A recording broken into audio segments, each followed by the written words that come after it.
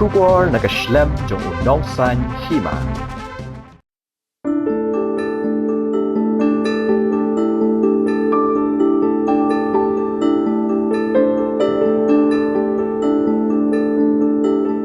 Rashtriya Krishi Vikas Yojana (DPR). What is the key objective of the scheme?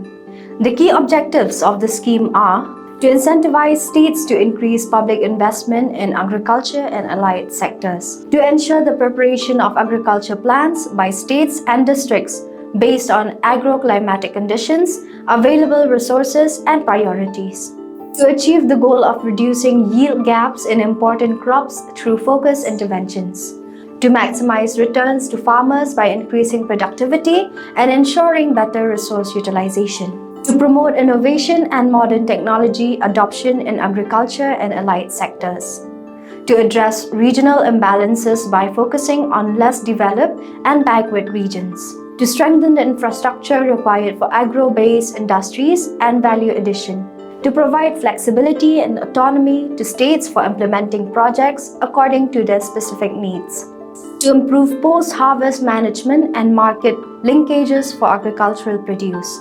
What is the pattern of assistance? Infrastructure, grant as per needs. Agricultural inputs, as per approved DPR. What is the type of assistance entitlement? Creation of infrastructure, capacity building, distribution of agricultural inputs, etc. Who can apply for the benefits of the scheme? Bona fide farmers having cultivable land and engaging in agriculture. How to apply for the benefits of the scheme?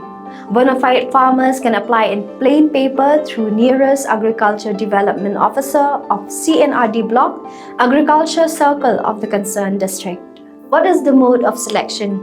Bona fide farmers on first-come, first-served basis. Whom to contact?